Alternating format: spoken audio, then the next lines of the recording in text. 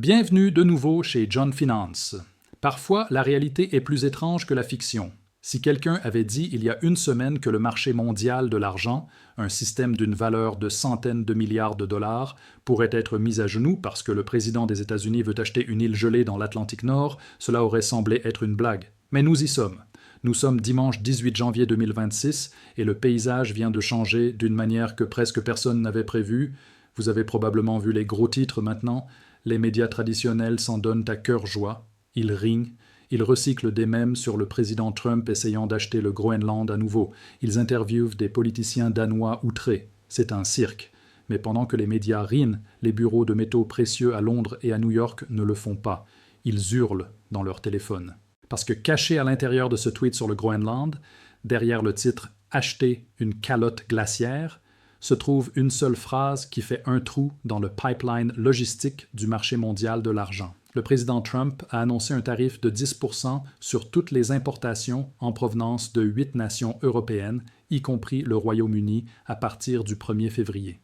Et si un accord pour le Groenland n'est pas atteint, ce tarif passe à 25% le 1er juin. Pour la plupart des gens, cela ressemble à un simple différend commercial. La politique, comme d'habitude. Mais pour un gestionnaire de risque chez JP Morgan ou HSBC, c'est un événement nucléaire. Voici pourquoi. Le marché mondial de l'argent dépend d'une idée critique, la fongibilité. Une barre de 1000 onces à Londres est censée être économiquement identique à une barre de 1000 onces à New York. Même métal, même valeur et, crucialement, la capacité de déplacer cette barre facilement et à moindre coût. Les grandes banques ont transformé cela en un jeu. Pensez-y comme à un whack-a-mole monétaire. Lorsque les prix de l'argent augmentent à New York en raison d'une forte demande locale, les banques retirent des lingots des coffres de la LBMA à Londres et les envoient à New York, inondent le marché et refroidissent le prix. Lorsque Londres est à sec, ce qui est le cas en ce moment grâce à des achats incessants de l'Inde et de la Chine, elles inversent la tendance. Elles retirent du métal des coffres du COMEX à New York et l'expédient à Londres pour remplir à nouveau les étagères. Cette constante danse transatlantique est le lien vital du système actuel. Elle permet aux banques de prétendre qu'il y a toujours assez d'argent, parce qu'elles peuvent toujours déplacer le métal vers le plus grand foyer. Maintenant, demandez-vous, que se passe-t-il lorsque vous imposez un tarif de 10% juste au milieu de cet océan? Non. Le Royaume-Uni est sur la liste des tarifs. La LBMA est à Londres. Londres est au Royaume-Uni.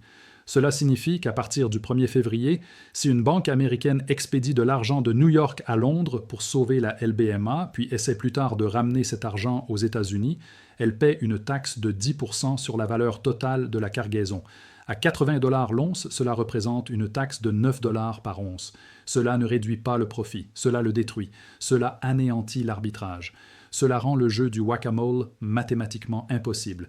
D'un coup, la frontière américaine est devenue une vanne unidirectionnelle pour l'argent. Le métal peut toujours entrer, surtout en provenance de pays non tarifés comme le Mexique, mais une fois qu'il part pour Londres, il ne peut pas revenir sans faire sauter le capital de la banque. Cela crée un scénario d'inventaire piégé. En ce moment, ce dimanche, les gestionnaires de risque des grandes banques fixent leur regard sur ce tweet et émettent un ordre. Arrêtez toutes les exportations. Les équipes logistiques reçoivent l'instruction de geler les expéditions sortantes. Personne ne va risquer d'envoyer des millions d'onces à Londres s'il pourrait en avoir besoin à New York plus tard et devoir payer une pénalité de 10% pour les ramener chez eux. Cela coupe effectivement le LBMA de COMEX. Cela rompt la connexion entre les deux plus grands hubs de tarification occidentaux. Et cela se produit au pire moment possible pour Londres. Nous savons déjà, grâce aux données précédentes des coffres que nous avons analysés, que Londres manque cruellement de métal physique. Les flux vers l'Inde et la Chine ont vidé les stocks du LBMA à des niveaux historiquement bas. Ils comptaient sur les 4,2 millions d'onces retirées de COMEX vendredi pour les sauver.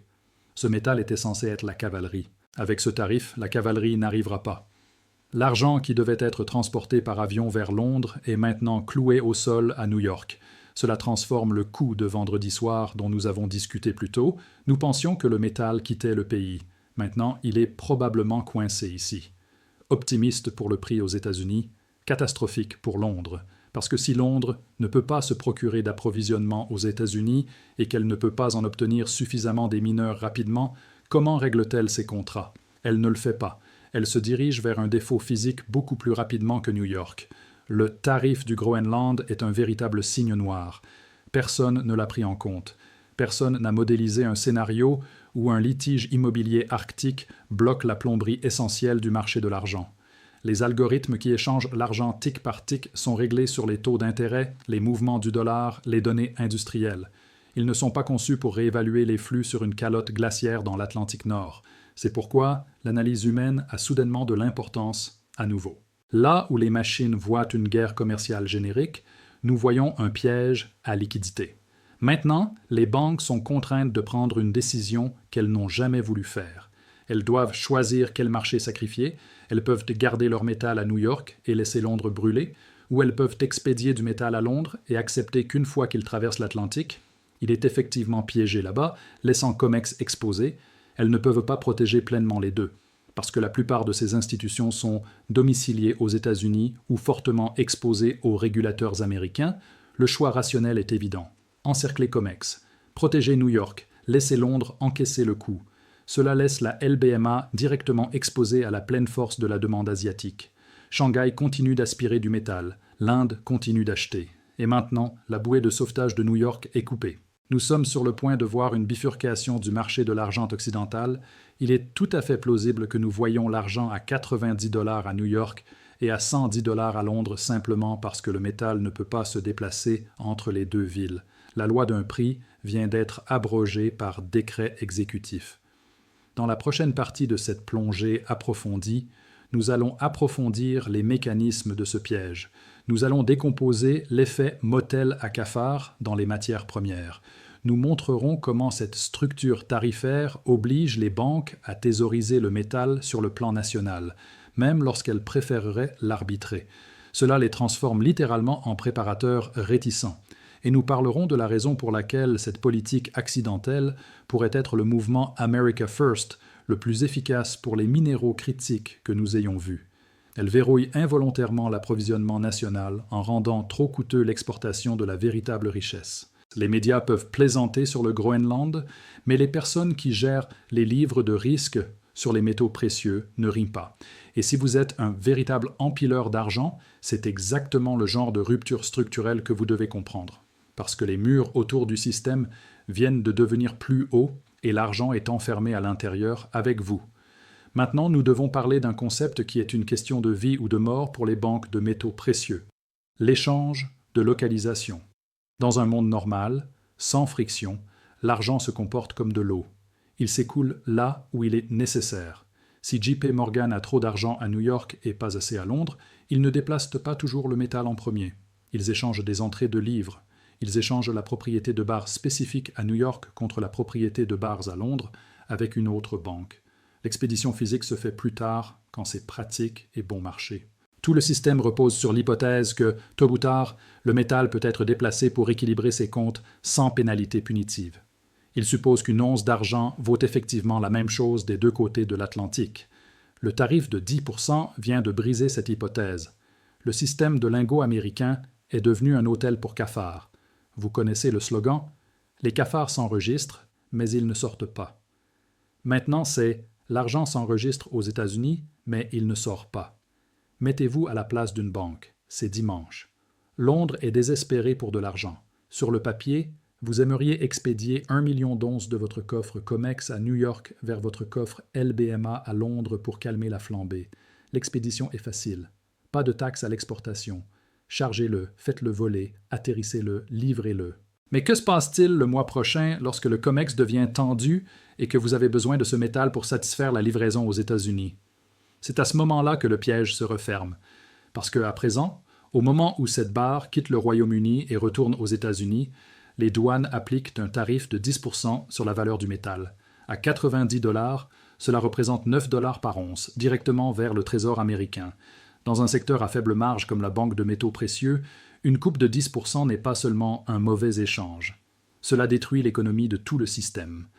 Cela transforme ce qui était auparavant un mécanisme d'équilibre sûr en une perte garantie. Ainsi, le contrôle des risques examine le modèle et dit « Nous ne pouvons pas envoyer cet argent. Une fois qu'il quitte le sol américain, il pourrait aussi bien nous coûter 110% pour le rapatrier. L'argent est effectivement piégé. Cela casse le jeu du tap-taupe. Les banques ne peuvent plus atténuer en douceur la volatilité entre les hubs. Si Londres atteint 120 Pendant que New York est à 90, elles ne peuvent pas intervenir et combler cet écart par des flux physiques. Le mur tarifaire bloque le commerce. Cela crée une segmentation, un actif, plusieurs prix, dépendant de la géographie. Voici le génie involontaire. En piégeant l'argent à l'intérieur des États-Unis, la politique a accidentellement créé une réserve stratégique. Nous avons déjà parlé des minéraux critiques, de la sécurité nationale et des luttes continues de la monnaie américaine pour se procurer suffisamment de métal. Ce tarif répare instantanément ce problème, sans jamais mentionner l'argent lors de la conférence de presse. Si les banques ne peuvent pas exporter confortablement l'argent vers Londres, cet inventaire reste ici. Il reste dans les coffres de COMEX. Il reste disponible pour Tesla, il reste disponible pour Raytheon, il reste disponible pour la monnaie américaine. Cela force l'approvisionnement fantôme à rester à l'intérieur des frontières américaines. C'est l'Amérique d'abord appliquée au tableau périodique. L'Europe et le Royaume-Uni se retrouvent soudainement seuls. Londres a effectivement été informé, vous ne pouvez pas piller les coffres américains chaque fois que votre bourse est en difficulté. Vous devrez vous débrouiller. Cela met la LBMA dans une spirale potentiellement fatale. Londres est le centre physique pour les métaux qui affluent vers l'Inde et la Chine. Si Londres perd l'accès aux stocks américains, il ne reste presque plus de marge de manœuvre. Nous savons que les réserves de coffres sont déjà faibles. Nous savons que la flottabilité libre est minuscule. Maintenant, la principale ligne de réapprovisionnement est coupée. Cela change également le sens de ce retrait de 4,2 millions d'onces de COMEX vendredi. Vendredi, il semblait que le métal était en train de sortir. Avec ce tarif, ce métal est probablement stocké dans un entrepôt près de JFK, emballé et attendant, sans destination économiquement rationnelle. Le propriétaire fait face à un choix simple, l'expédier à Londres et accepter le risque tarifaire futur, ou le garder aux États-Unis et le vendre à des acheteurs domestiques. Étant donné l'incertitude, le choix logique est de le garder sur le marché domestique. À court terme, cela pourrait atténuer un peu la pression aux États-Unis. Mais à Londres, la pénurie physique vient d'être qualifiée de critique. Et parce que l'argent est un actif mondial, une rupture à Londres se répercute partout. Vous ne pouvez pas avoir de l'argent à 200 à Londres et à 90 à New York pendant longtemps sans qu'il se passe quelque chose. Il y a une autre couche, les raffineurs. De nombreux grands raffineurs servant le marché américain se trouvent en Europe et au Canada. Si un tarif général frappe les marchandises de ces nations, l'argent raffiné importé vient de devenir 10% plus cher. Cela augmente les coûts de remplacement pour les revendeurs américains. Si Apemex ou GM Bullion souhaitent un produit et que la monnaie des États-Unis est contrainte, ils se tournent vers des fonderies privées. Ces fonderies achètent des grains d'argent auprès de raffineurs. Si ce grain est maintenant soumis à un tarif de 10%, leur coût s'augmente du jour au lendemain. Même si le prix au comptant est à 90, les primes physiques aux États-Unis sont prêtes à augmenter à nouveau, alors que les négociants s'ajustent aux coûts d'entrée plus élevés. Le prix de rue à un vin, dont nous avons parlé, a maintenant une nouvelle justification. Le tarif crée effectivement un plancher permanent sous les primes physiques. Ce que vous observez, c'est la balkanisation du système financier. L'ère de la mondialisation sans friction est terminée. Nous entrons dans un monde de murs, de tarifs et d'actifs piégés. Dans ce monde, la possession réelle compte plus que n'importe quel prix affiché. Vous ne voulez pas dépendre d'un contrat pour de l'argent à Londres si Londres ne peut pas garantir la livraison. Vous ne voulez pas que toute votre exposition soit liée à un ETF qui stationne des métaux dans une juridiction ciblée par des tarifs. Vous voulez des métaux auxquels vous pouvez accéder directement. L'effet du motel à cafard signifie que tout argent entrant dans le système américain est effectivement bloqué. L'État, les banques et la base industrielle vont le thésauriser. Le jeu de coquilles s'arrête. Les banques sont coincées. Elles doivent montrer leur jeu. Et quand ce jeu est montré, le monde verra que la plupart de ce qu'elles détiennent est du papier.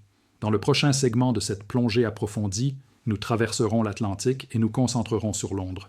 Nous examinerons pourquoi lundi matin pourrait être le début d'un défaut local historique. New York est piégé. Londres est affamé. Shanghai fait la fête. La logistique est brisée. Le prix est le prochain. Avant d'y aller, une note rapide sur l'organisation. Nous sommes Boring Currency. Nous sommes la source originale de cette analyse. Nous passons des heures à relier la géopolitique et le fonctionnement du marché. Dernièrement, nous avons vu des chaînes copiées utilisant le même avatar IA, liftant des scripts mot pour mot. Pour être parfaitement clair, il n'y a qu'une seule chaîne. Celle-ci, pas de Twitter officiel, pas de canal Telegram. Si vous appréciez le travail d'analyse que nous faisons, aidez à protéger cette communauté. Laissez un commentaire en disant « Je reste avec l'original ». afin que l'algorithme sache que vous êtes ici pour la véritable analyse, pas un clone copié-collé. Maintenant, retour à Londres. La bifurcation du marché est un cauchemar pour les banques car elle fait exploser leur logique de couverture.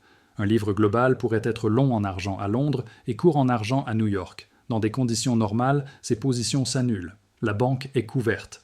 Mais si Londres commence à crier plus haut pendant que New York traîne, cette couverture cesse de fonctionner.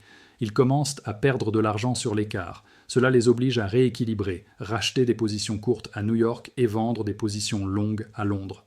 Cette pression d'achat à New York pousse en fait les prix américains à la hausse. Donc, l'idée que l'inventaire piégé écrase automatiquement les prix américains est fausse. Cela peut créer une offre de panique alors que les banques s'efforcent de réparer des livres cassés. Ensuite, il y a les comptes non alloués à Londres. Des millions d'onces promises sur papier avec un métal fractionnaire derrière elles. C'est essentiellement un système de réserve fractionnaire pour l'argent. Si Londres est coupé de nouveaux approvisionnements, le risque de défaut sur ces IOU augmente.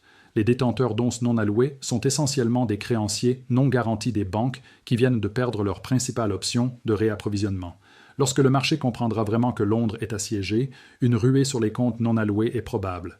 Les gens se précipiteront pour convertir des créances non allouées en barres allouées. Mais il n'y a pas assez de barres. Cela oblige les banques de la LBMA à se tourner vers le marché ouvert et à enchérir de manière agressive pour tout métal libre. C'est ainsi qu'une crise de liquidité se transforme en crise de solvabilité. Le tarif du Groenland a révélé à quel point cette structure est fragile. Il montre que le marché de l'argent n'est pas un océan unique. C'est un ensemble de bassins connectés mais très différents. Londres se vide. New York se remplit de capitaux qui ne peuvent pas sortir. Et cela fait des États-Unis le marché physique le plus sûr sur le papier, du moins pour l'instant. Si vous possédez de l'argent physique aux États-Unis, vous détenez un inventaire stratégique. Si vous possédez des créances papier à Londres, vous détenez un risque. Cette divergence va probablement créer le chaos. Lundi matin, nous pourrions voir des bots d'arbitrage échouer à maintenir des écarts serrés. C'est ce qui se passe lorsque la logistique se brise. Le mécanisme de tarification cesse de faire son travail, et ces 4,2 millions d'onces, presque certainement bloquées. Son propriétaire est assis sur un tas qu'il ne peut pas exporter sans une perte immédiate de 10%. Donc, ils vont attendre, ou ils vont vendre sur le marché intérieur à un acheteur industriel ou à la monnaie des États-Unis. Cela implique que l'offre intérieure peut se stabiliser, mais seulement à des prix beaucoup plus élevés. Un tarif visant les importations européennes, et enveloppé de blagues sur le Groenland, vient de déclencher une crise structurelle dans la City de Londres. Dans un marché déjà en manque de ressources, c'est comme jeter une allumette dans une forêt sèche. Londres brûle, le pont est coupé, le feu va se propager. D'ici, nous entrons dans l'ère de la tarification régionale. L'argent aux États-Unis en tant que métal stratégique. L'argent à Londres en tant que métal abandonné. L'argent en Asie en tant que métal activement extrait. Cela détruit l'ancien rêve d'un prix au comptant unifié. La suppression nécessite un flux sans faille et des opérations de sauvetage prévisibles.